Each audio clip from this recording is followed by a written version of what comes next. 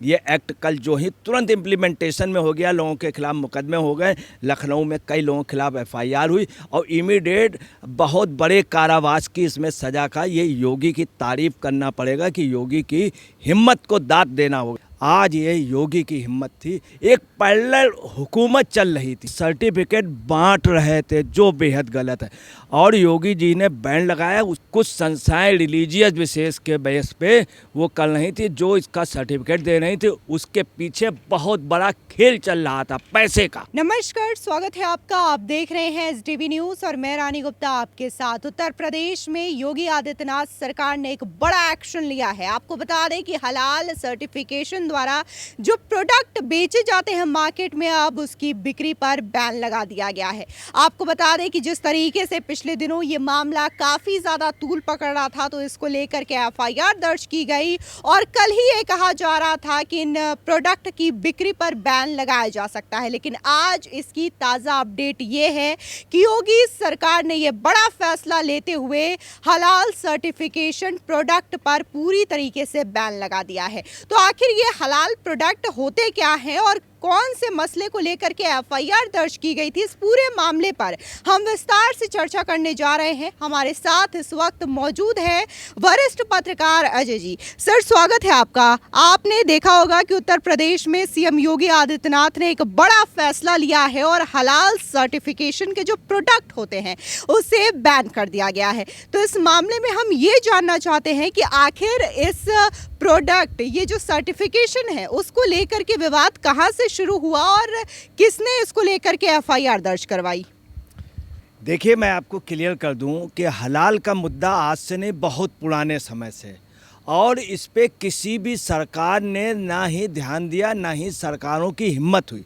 इसका विरोध बहुत पहले से। मैं आपको बता रहा हूं कि दिल्ली में एक बहुत बड़ा प्रदर्शन हुआ था गोवध के लिए, गोवध रोकने के लिए। उसमें काफ़ी लोग मारे गए थे। इंदिरा गांधी उस समय देश की प्राइम मिनिस्टर थी। उसमें दो ही बातें थीं, एक तो गाय का सर्टिफिकेट, दूसरा हिलाल का वो।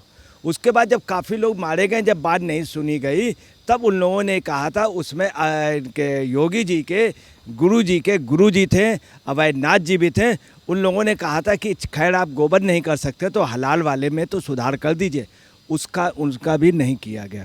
मैं आपको और क्लियर कर दूं, गुरु गोलवलकर जी थे आरएसएस के संघ के, उन्होंने भी बहुत बार कहा था। विनोबा भावे जी ने तमाम बार कहा था। आज वास्तव में कैसे योगी की ये हिम्मत की बात है। योगी ने इतनी बड़ी हिम्मत करके इतना बड़ा स्टेप लिया, जो बड़े बड़े यहाँ के देश के राष्ट्राध्यक्ष, कई चीफ मिनिस्टर, वो लोग नहीं ले पाए, और उनकी ये हिम्मत का। इसके अलावा मैं आपको बता दूं, बनारस में जो शंकराचार्य जी थे, जो अभी एक्सपायर हुए, स्वरूपानंद सरस्वती जी, उनसे काशी विद्वत परिषद ने उनसे रिकमेंडेशन की थी। और बहुत पहले कांग्रेस में नेहरू जी के खिलाफ बगावत की थी राजर्षि पुरुषोत्तम दास टंडन ने, उन्होंने भी ये इच्छा व्यक्त की थी। आज ये योगी की हिम्मत थी। तो बीजेपी के सत्ता में आने पे मोदी या योगी ने कई ऐसे काम हुए जो नहीं हो पाए थे। बहुत ताजे थे, राम मंदिर वाला, सीमाओं का 370 वाला, सीमाओं पे बाढ़ का, और एक ये काम, इस काम में तो बहुत बड़ी बात है कि कैसे। अब इसमें एक बहुत बड़ी फोर्जरी चल रही थी, एक पैरेलल हुकूमत चल रही थी। और वो हुकूमत क्या चल रही थी, सबसे दुख की बात थी, आम मुस्लिम ने भी इसको लिए कहा था कि ये कुछ लोग एक डग्गेवादी टाइप का कल हैं, टॉप के लोग योजनाबद्ध तरीके से सर्टिफिकेट बांट रहे थे, जो बेहद गलत है। और योगी जी ने बैन लगाया। उसके बाद उन्होंने एक जो बहुत अच्छा काम किया, एक्सपोर्ट के प्रोडक्शन, एक्सपोर्ट के आइटम, एक्सपोर्ट की सेल, उस पर बैन नहीं लगाया। ये एक अच्छा कार्य किया, क्योंकि जो एक्सपोर्ट हो उस पर एक्सपोर्ट हो, हलाल का सर्टिफिकेट हो, नहीं लगाया। बहुत अच्छा किया। इसमें अब ये विवादों वाली बात नहीं, अगर ये एक्सपोर्ट पे लगाते तो एक बात नाजायज़ थी। अब आपको बता रहे है क्या, इस एक्ट का बिल्कुल फॉलो नहीं कर रहे थे। बेहद अफसोस की बात है, 4-5 संस्थाएं जो इतनी सशक्त थी, जो केंद्र की हुकूमत चलाती थी, मैं आपको बता रहा हूँ कि उसमें आप समझ लीजिए, ये प्रावधान ये है कि अफसर या अधिकारी इसके विभाग हैं वो जांच करके देंगे, मगर ये स्वयं अपने लेने लगे थे। कुछ संस्थाएं रिलीजियस विशेष के बेस पे वो कर रही थी, जो इसका सर्टिफिकेट दे रही थी उसके पीछे बहुत बड़ा खेल चल रहा था पैसे का। अब आपको एक चीज़ और क्लियर कर दें कि अंडर सेक्शन 89 के तहत एक्ट में ये प्रावधान था कि ये डायरेक्ट नहीं दे सकते हैं, उसके लिए अधिकारी और ऑफिसर करेंगे। और इसके अलावा जो मेन बात थी कि food law, food safety and standards act में अंडर सेक्शन 89 में बहुत क्लियर था, उसको ये लोग फॉलो नहीं कर रहे थे, बिल्कुल नहीं मान रहे थे। उनके जब अफसर जाते थे डांट के मार के भगा दिए जाते थे। ये पोजीशन हुई है। सेक्शन 29 में बहुत साफ है इसमें एक्ट में, जिसके हिसाब से फूड का जो लॉ के हिसाब से सेफ्टी या स्टैंडर्ड का हलाल सर्टिफिकेट जो है या डग में ये कंपनियां या कोई लोग नहीं दे सकते हैं। उसकी एक कंसल्ट होती है, बाकायदे उसको सर्टिफाई कराना पड़ता, वेरीफाई कराना पड़ता ऑफिसरों से, उसके बाद ही होता। मगर कुछ कंपनियां दे रही थी।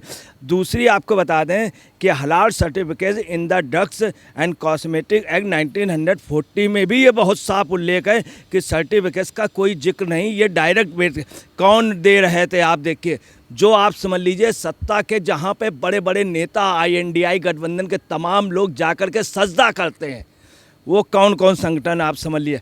हलाल इंडिया प्राइवेट लिमिटेड चेन्नई, हलाल इंडिया प्राइवेट लिमिटेड चेन्नई, जिसके डायरेक्ट कनेक्शन वायनाड से हैं। राहुल गांधी को जिताने पे उनका बहुत बड़ा योगदान था।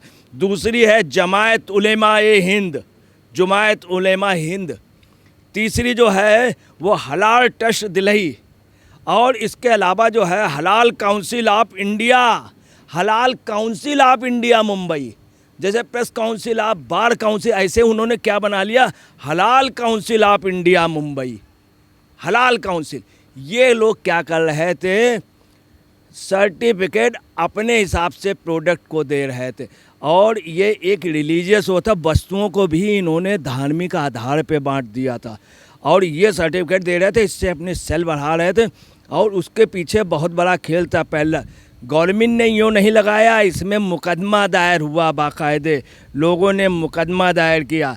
ये एक कंपनी ने व अन्य संगठनों ने उनके खिलाफ जो जाली हलाल प्रमद बिक्री बढ़ाने, धार्मिक भावनाओं के शोषण का मामला दर्ज हुआ। जब बाकायदे प्रूफ दिए गए, आप देखिए, और गवर्नमेंट नहीं, इन्होंने, योगी ने आगे बढ़ करके ये किया। अब आपको मैं और क्लियर कर दूं कि दिग्विजय सिंह ने एक बार मध्य प्रदेश में जो वहाँ की पवित्र नदियाँ हैं उनकी यात्रा की। यात्रा के बाद जब वो वहाँ पर गए हैं मनकामेश्वर मंदिर पे, ओंकारेश्वर पर गए, तो वहाँ पे और वहाँ के नर्मदा के सब गुरुओं ने उनसे कहा कि भाई ये कर दीजिए। जब इनका लास्ट हुआ, जब संतों ने कहा तो उन्होंने बात आप समझ लीजिए नकार दी। मीडिया से कहा ये चीज़ दीजिएगा नहीं, ये चीज़ दीजिए। पूरी यात्रा करने के बाद इन्होंने ऐसा करने से मना किया। स्वरूपानंद सरस्वती जी के कहना नहीं चाहिए, वो सरकारी साधु भी थे उस समय। एक पार्टी विशेष का सिर्फ दिग्विजय सिंह, सोनिया जी उनके कहने पे, राहुल राजू के कहने पे चलते थे। राम मंदिर पे उन्होंने आत्मा से काम नहीं किया। इसमें अगर वो कर लेते तो आज ये हो चुका होता। मैं कांग्रेस की गवर्नमेंट ने ऐसा नहीं किया। सोनिया जी के पास कई बार रखी गई बात, मगर सोनिया जी ये चीज़ समझी नहीं पाई। सोनिया जी ने चीज़ को नहीं मनमोहन सिंह ने हल्की कंसीडर किया था, परंतु उनके सामने पोजीशन ये थी कि पी चिदम्बरम ने, एंटोनी ने, इन सब लोगों ने इसको मुद्दे से, टॉपिक से हटा दिया। सबसे पहले इसके लिए हल्की सी आवाज़ उठाई थी प्रणब मुखर्जी ने उठाया था। तो मैं आपको बता रहा हूँ कि उनकी टेबल के नीचे एक वो पाया गया था, उसमें प्रणब मुखर्जी नाराज़ भी हुए थे। वास्तव में उनके ऊपर उनकी हर चीज़ वॉच की जा रही थी। ऐसा कोई इंस्ट्रूमेंट या ऐसा कुछ, ये प्रणब मुखर्जी ने कहा था।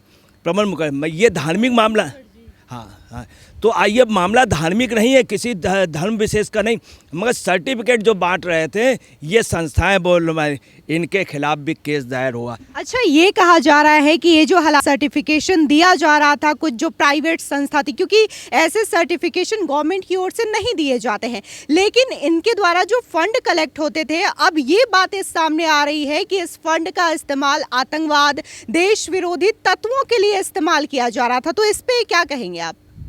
देखिए, मैं आपको बता दूं कि ये संगठन जो थे, आप यहाँ से अंदाज़ लगा लिए, केरल में कांग्रेस की 20 सीटें आईं। इन संगठनों ने डायरेक्ट वहाँ पे अपने को लॉन्च कर दिया था, जिस समय वहाँ से राहुल गांधी लड़े, पूरा सपोर्ट कर रहे। ये संगठन इतने शक्तिशाली, इतने मजबूत है, आप तमाम उस पर डिस्प्यूट में इनका नाम सुनेंगे, तमाम उस पे। और ये इनकी आर्थिक स्थिति बहुत, ये सर्टिफिकेट बांट करके इनको करके सरकार का बिल्कुल क्लियर कट वो था। और ये वोट को डाइवर्ट कर देते हैं, ये वोट को पोलराइज करते हैं, इसलिए गवर्नमेंट की मजबूरी थी इसमें निगाह जाना और योगी का स्टेप। मगर आपको वहीं बता देना है, ये एक्ट कल जो ही तुरंत इम्प्लीमेंटेशन में हो गया, लोगों के खिलाफ मुकदमे हो गए, लखनऊ में कई लोगों के खिलाफ FIR हुई और इमीडिएट बहुत बड़े कारावास की इसमें सज़ा का। ये योगी की तारीफ़ करना पड़ेगा कि योगी की हिम्मत को दाद देना होगा।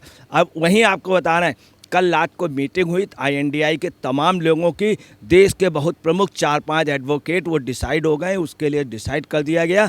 और जमीयत उलेमा हिंद के उस नेतृत्व में और हलाल ट्रस्ट फूड और उसके लिए ये जा रहे हैं और इस पे कानूनी सलाह लेकर के मुकदमा दायर करने जा रहे हैं, सुप्रीम कोर्ट में जा रहे हैं।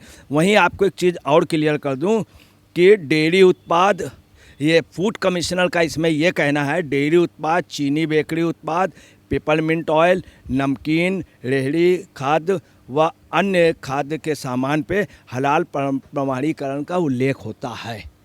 तो ये तो एक बात समझ में आती है, परंतु जो ये सर्टिफिकेट दे रहे थे ये बेहद। और आपको उससे भी ज़्यादा क्लियर कर दूं, जाकिर हुसैन जो राष्ट्रपति थे, उन्होंने भी इस बात को कहा था, जब देश आज़ाद हुआ था तब भी ये बात कही गई थी। और तमाम मुस्लिम लोगों ने कहा था कि ये गलत हो रहा है, इस प्रकार सर्टिफिकेट दे कौन रहा है, संस्थाएं दे रही सर्टिफिकेट। चलिए, जो कंपनी बना रही है, अगर वो एक बार अपने हिसाब से दे दे कि देखे मैंने जांच कर लिया ये हलाल है कि नहीं, तो एक थोड़ा सा बात लगती भी। मगर सर्टिफिकेट के लिए पैरेलल, गवर्नमेंट से पैरेलल वो सर्टिफाइड करना, ये गलत था।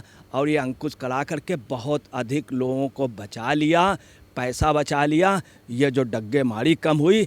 अब कंपनियों को भी बहुत बड़ी स्वतंत्रता मिलेगी और एक्सपोर्ट पे ये बैन नहीं लगा, इसके लिए बहुत बहुत बधाई के पात्र हैं योगी जी। जिस तरीके से उत्तर प्रदेश के CM योगी आदित्यनाथ ने ये बड़ा फैसला लिया है और सर्टिफिकेशन प्रोडक्ट पर पूरी तरीके से बैन लगा दिया है, तो इस चीज़ की तारीफ हो ही रही है। लेकिन सवाल ये भी उठ रहे थे कि आखिर जब गवर्नमेंट जो है कई सारे प्रोडक्ट को लेकर के जब अपनी ओर से सर्टिफिकेशन देती है, फिर चाहे अगर हम फूड की बात करें जिसमें वेज और नॉन वेज कैटेगरी आती है, तो आखिर ये जो प्राइवेट संस्था थी सर्टिफिकेशन क्यों बांट रही थी, ये अपने आप में एक बड़ा सवाल था। फिलहाल इस पूरे मामले को लेकर के आपकी क्या राय है, हमारे कमेंट सेक्शन में ज़रूर बताएं। धन्यवाद।